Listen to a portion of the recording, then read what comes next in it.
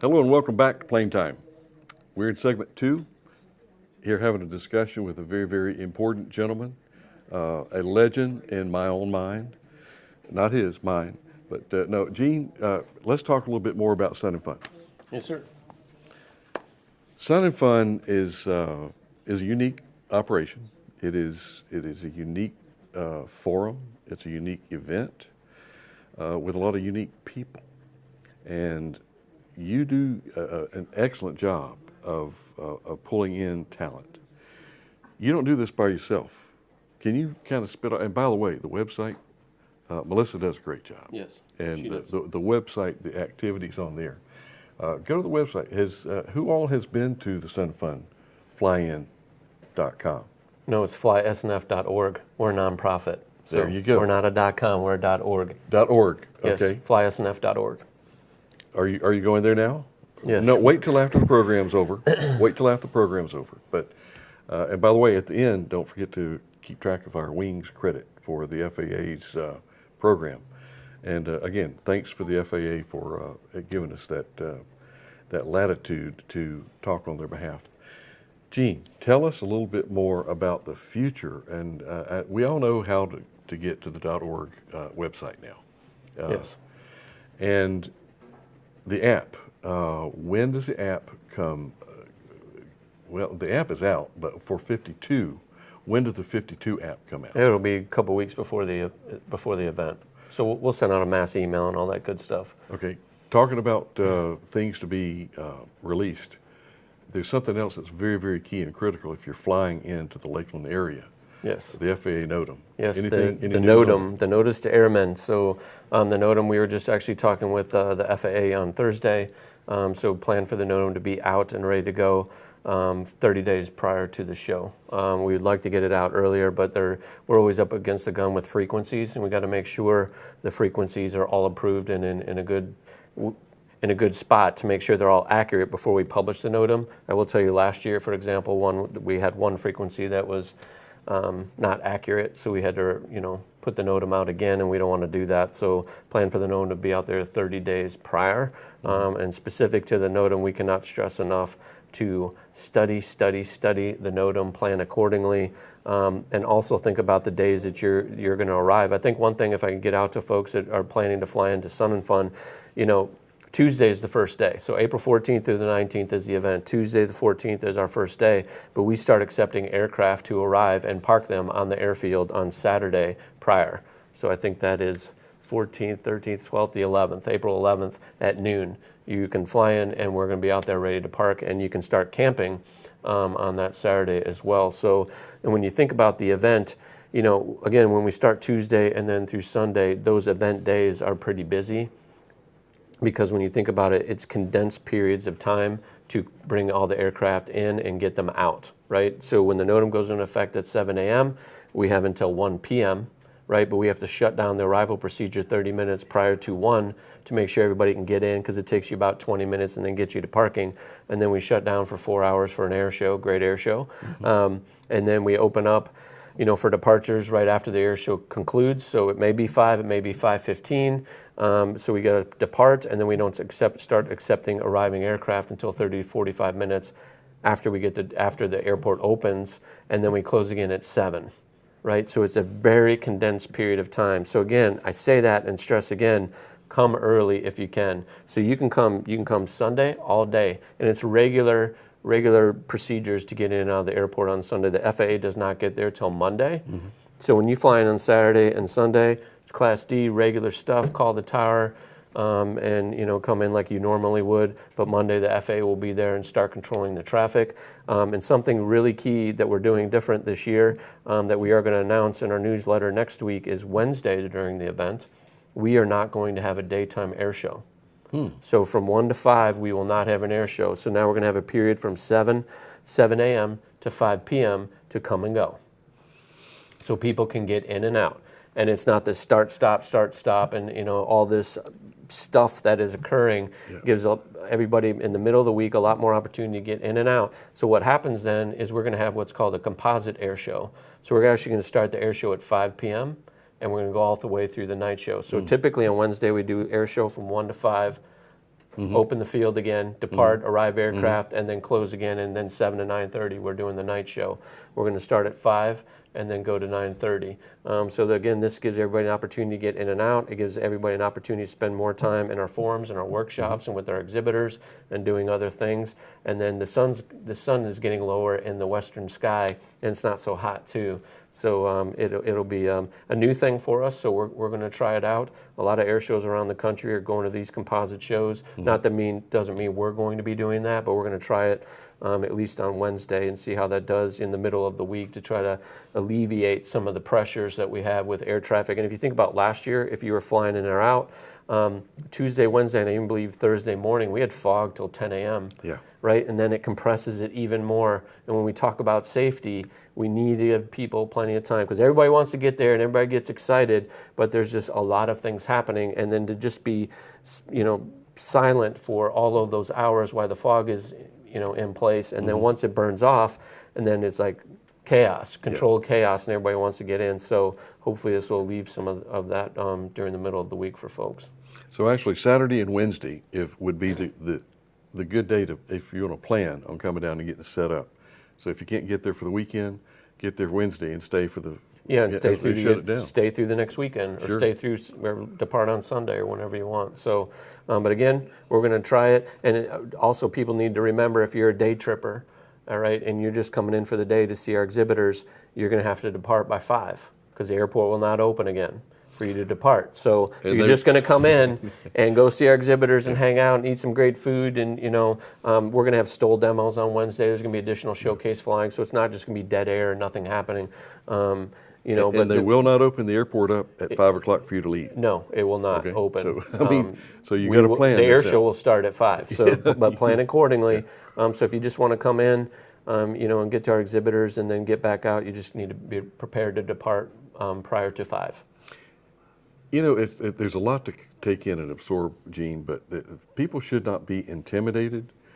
They should be excited, but motivated to keep your head on a swivel, follow your procedures. That is the key thing. Yep. You got to follow. Last time we flew up to Oshkosh, it gets kind of hairy when you're up at Fisk making the turn in. But if you keep your eyes and ears open, watch what you're doing, pay attention, it'll be okay. Or take somebody that's flown in before if you're that nervous about it. But it's a good thing to put on your belt, and it does let the system work well when you use the system. Yep. Don't go outside of the system. Follow the NOTAM. Get your landmarks. But follow the NOTAM, but also get here early. Yeah. And when the airport wait. opens at 7 a.m., you should be ready to get in. And what happens is, people, we're habitual, right? We've got habits, and everybody seems to want to arrive and be ready to arrive at between 9 and 11. Get there between 7 and 9. Don't get there with the mass of folks and everybody that's delayed or just late getting up out of bed or whatever. Come early, or I will tell you too, from 11:30 to 1 is a good time too, as well, before we close for the daily air shows. But Wednesday, you basically have all day, so come on. That's good. We'll do it. And Gene, do you have like a site map that you could show us? Some things coming up. Yeah, planning? I mean, so you're leading me into the future of the event. So prior to last year, we spent about a year planning our site for the next 20 years. Because what's happening at the Lakeland International Airport, it is growing as far as air traffic. When I was the airport director and I got there in 2010, they had about 64,000 operations a year. This last year in 2025, they did 162,000 operations at Lakeland International Airport. And to put that in context for you, obviously Amazon Air is there. They've got a Velo with commercial service right now. They do about 9,000 operations. So they make up 9,000 of that 162,000. The rest of it is the 6 flight schools that are there. It is all the itinerant aircraft, whether biz jets or people just flying in, in their 210s or whatever it is, coming to conduct business, going in and out, and all the base aircraft that are there. It is a busy airport. And when I was the airport director in 2020, because we saw the trends and where the air traffic and the tempo was going for the airport and the growth, we did a new airport master plan. And in that master plan, it identifies taking the crosswind runway 523, taking that out and creating a new parallel south of existing 1028. So and that was back in 2020, and the airport's gotten even busier. So back then I was saying that new runway is about 8 to 10 years out. It's probably now 6 to 8 years out at this point. And so knowing that and preparing for that new runway, that new parallel coming to Lakeland Airport, which is super beneficial to us. We spent a year prior to the 51st flying last year doing a new site layout, our master plan for our event with this runway. Because what ends up happening is the new runway compresses and pushes our site down. For example, on the new runway there will be a southern parallel taxiway, and that taxiway will, for example, go through the 4 exhibit buildings that we currently have. So knowing all of this, we worked with the airport, Visit Central Florida, and then obviously my team, all of our stakeholders, volunteers, and we put together a site plan for the future for the next 20 years. And from that, we developed basically a fly-through for that plan, so we could show people what is going to look like in the next 20 years. Do you have that? I think we have that. And Should so we probably look we're at probably going to pull that up, We and then we are probably going are. to talk through it a little bit. So again, our partners at Visit Central Florida and Lakeland International Airport, again, we spent a year doing this. So that housing development down there to the left, I live in that neighborhood, so I call in noise complaints quite often to the airport from time to time. That's a joke. But you can see the layout there. We're going to kind of walk through this. So we're going to start on the western side of the airport. The road you're going to see on the right, that is Medulla. You can see new car parking areas, general aviation camping, which is now on the east side. We'll move back to the west. We have to handle stormwater from this new pavement, so that's that stormwater feature there. Vintage, aircraft parking and camping will move. The island, which is on the east, will move to the west. And then you'll see those mass of buildings there, new hotels, which we'll talk about here in a little bit. And again, we talked about the 4 exhibit buildings that are 20,000 square feet. Those 2 buildings to the left, those will be 2 40,000 air-conditioned exhibit buildings that we are going to build there. Obviously, Clubhouse Row with Sun Fun Radio, EAA's Clubhouse, our QBs, they will have their Clubhouse Row. Obviously, we have to accommodate all the outdoor exhibits as well, so we've done that in this plan. New military ramp, you can see that southern taxiway there, you can see the crowd line and the people there as well. Again, the outdoor exhibit space, the new military ramp that will be there. And really, really the opportunity here is, yes, this is a challenge, but it also gives us an opportunity, to make this site very user-friendly for everybody. We're going to show you the Warbirds here. So the Warbirds will have their own ramp as well, so not stacked in there with all the current military assets that show up for our event. That hangar there, that big hangar, NOAA, the Hurricane Hunters, are based there. They arrived in 2017. Their facility is there to the left where that blue water tower is. They're replacing the P3s, and they're getting 6 C-130s. So they're going to need additional facility to do that. This parking area here where these aircraft are, this is general aviation parking, which is on the east side, generally in the same location. It's a little bit further east actually than this location, so you're actually a little closer. This is for all of our day trippers. This ramp you see there, that's our heavy ramp for Miss Donna. She's always excited about parking the heavies, whether we have some biz jets or the heavy twins that come in. Then you'll see we're going to, working with the partners at the airport, we'll have a new ramp for our military demo teams, jet demonstration teams. You saw the blues there. NOAA's hangar. Our home-built area will be right in the middle of everything, and then Paradise City with the exhibitors is essentially in the same location. You can see our grass strip there with the aircraft landing there. There was an area that we have identified there for our eVTOL aircraft, which we're expecting in the future. And then this area where the trees are, our campground, which is on the west side now, will move to where the existing big parking lot is, our main auto parking lot, or what we call Lot 1 now. The VOR from the middle of the airfield will move out to the new campground. It will actually be up on stilts, so it'll be a 50-foot in the air so we can park around it. But the campground that's, again, been out to the west will move to right to the center of our location right off Pipkin Road. This brings us down to eye level, so you can see what actually everything is going to look like. Again, this is again prior to 51, so you can see our event poster from that year To the left here is the exhibit buildings, and then we're gonna come up a little bit so you can see everything. The blue roof building right there to our right, that is this existing Central Florida Aerospace Academy. The other building as we swing around says Aerospace Center for Excellence in the glass. That is our pavilion and Skylab Innovation Center where my office is now. And as you swing around, those are the two new exhibit buildings that will be there. Again, 40,000 square foot apiece, air conditioned. We already have $10 million programmed with our partners at Visit Central Florida to get those built. So my expectation is in the next 3 to 4 years, those will go vertical. This first building you see right here, that is a charter middle school that we will have in the future. And then behind that is a larger A&P facility. There's a lot of requirements. Maybe if you don't know, for A&P facilities based on student population. And so they're going to have a much bigger facility to have anywhere from 200 to 250 students in there at any given time. And then we're moving east. We're going to swing around again, look at the military ramp. Obviously, we have to have the creature comforts for all of our guests as well. So this is a food and beverage area. They're close to the military static ramp. And you can also, with the orange fencing that's out there with the show line, there are no tents. There's nothing to obstruct or block your vision from watching the show. Obviously, it won't look exactly like this. Maybe we have some more shaded areas and things out there for folks too. But it really, again, it gives you a good idea about what the future is going to look like.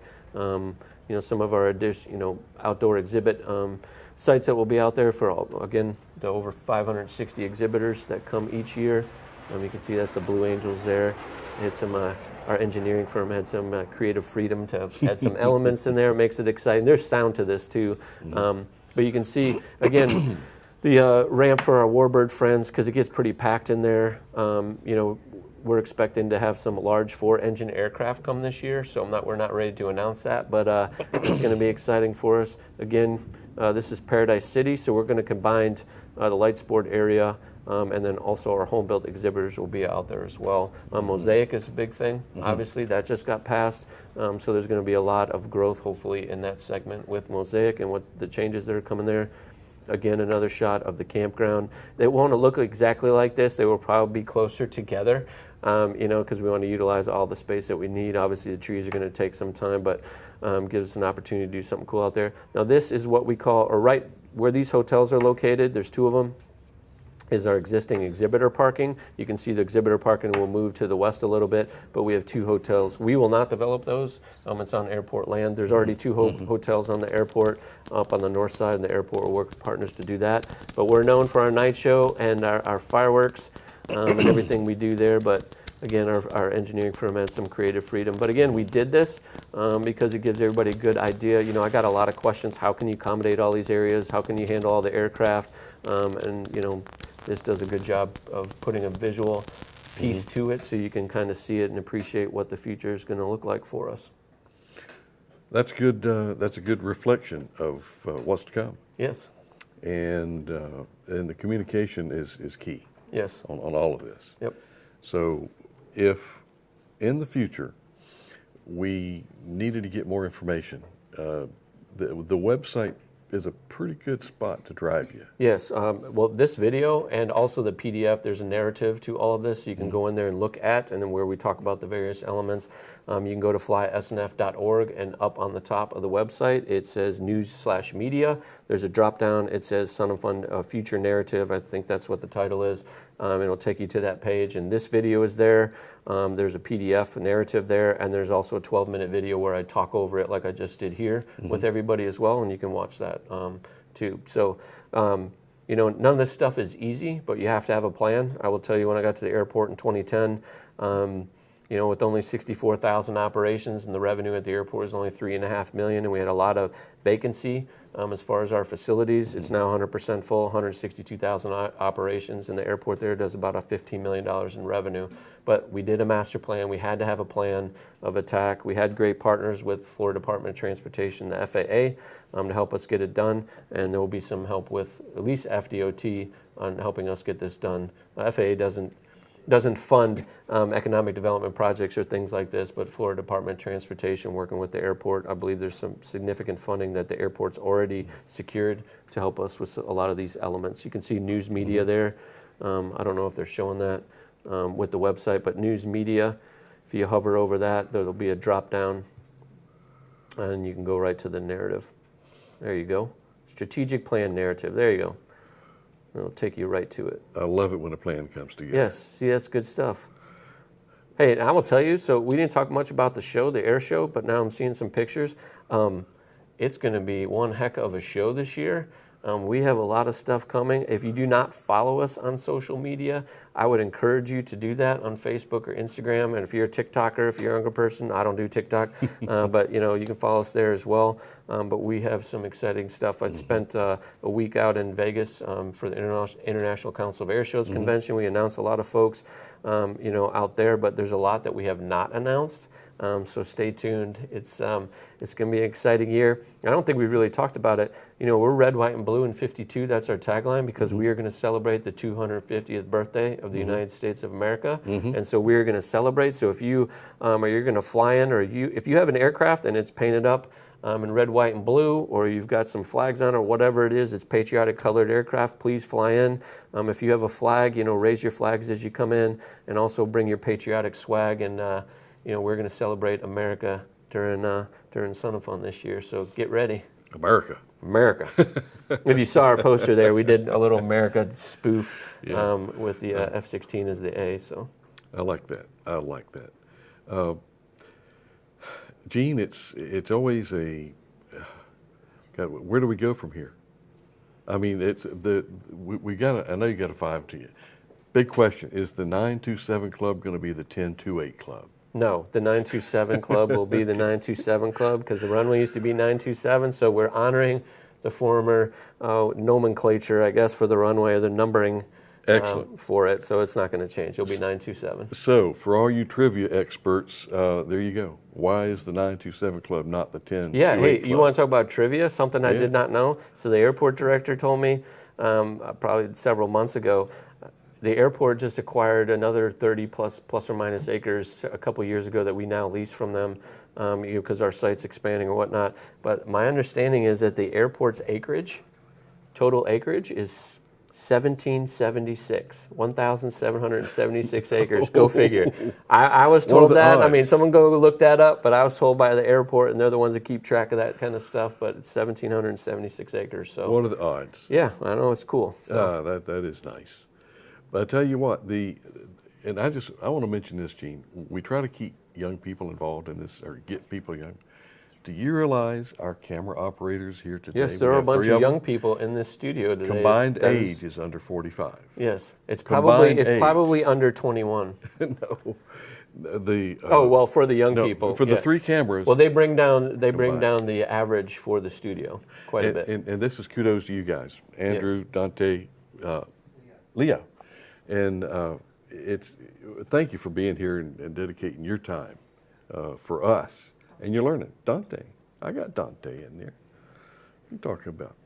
So we want to explain to the young folks that there is fun. It's a serious business. Don't get me wrong. Aviation, aerospace, it's serious. However, you can have fun doing things seriously. You can seriously have some fun. Yeah, but however you want to spin it. It's all about the young people at the end of the day. It's a hobby. And also there's actually, I think it was a couple years ago, the demo pilot for the F-18 Rhino demo, the F-18.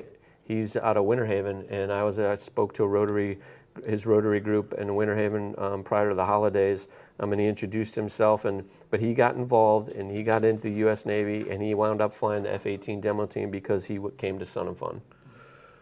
That is the cool thing, and there's thousands of people like that, not necessarily flying the F-18 demo, right? But come to Sun and Fun and fall in love with aviation. That's some aspect of it, right? So that's what it's all about. It's a throughput, and there's kids that went through the high school that are now flying for the airlines. Yes, so lots of them actually. So we don't keep track of our mechanics that much. We need to do a better job than that. Well, actually, my team, we're working on putting together our alumni association. So we have had thousands of young people come through whatever level of our programs. So we're putting together an alumni association so we can keep track of these folks. They can keep track of each other. And then also, selfishly, we need them to come back and pay it forward and be volunteers with us in the future and be part of what we're doing. So we have to... When we talk about sustainability, obviously we want to sustain the industry and all that, but we need people to be coming to our event Yeah. for the next 50 years. So we're focused on that as well. They will, and I assure you that they will, because it's the footprint. Billy Henderson had no idea it would grow to this level back when he started this thing back in the 70s. He and his friends, his buddies. Oh yeah, and they're still around. Yeah, even Billy's not, unfortunately. He passed away several years ago. But we have a lot of pioneers, so our folks that have been with us since the beginning as far as volunteers, and we honor them every year at Sun and Fun. But again, we can't do it without them and all of their blood, sweat, and tears and efforts throughout the years to get to where we are today. It is phenomenal stuff. It is absolutely unbelievable. Duffy Thompson's still there.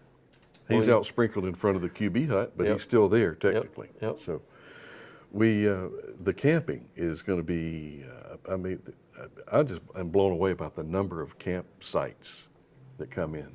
The campers, RVs.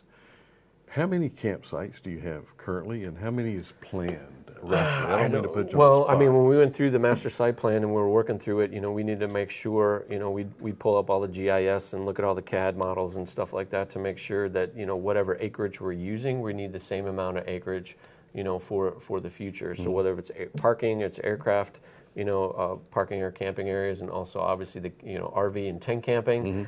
So we have about the same amount of acres. I would say we have about 2,500 sites.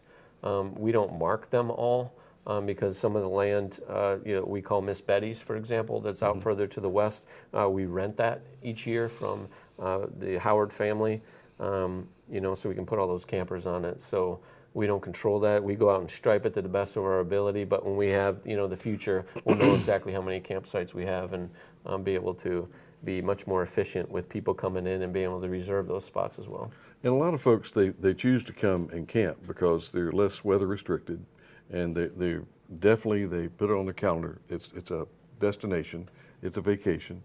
So I'm really encouraged to see the number of campers. Yeah, and camping's important. You know why? Because it's less expensive than trying to stay in a hotel during our event. So when you think about our 560 plus exhibitors that come in, they're bringing 6,500 people with them. Some of our exhibitors camp, but a lot of them are staying obviously in our local hotels, and those rates get quite high.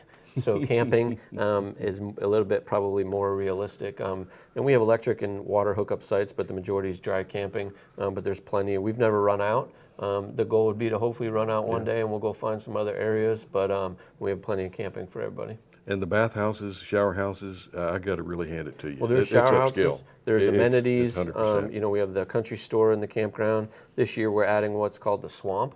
Next to Hangar E, where Parts Exchange is, and this will be a food and beverage area, and there'll be entertainment in the evenings as well. So you can go out and hang out with your friends and talk about airplanes and Good spot. have a good time. Eat some corn on the cob. Yes, corn roast. They will be there. We work with them. They do a great job. That corn is really, really good, and they've been doing this a long time. So go out, and when you see them coming around the golf carts, make sure you support our friends with the corn roast.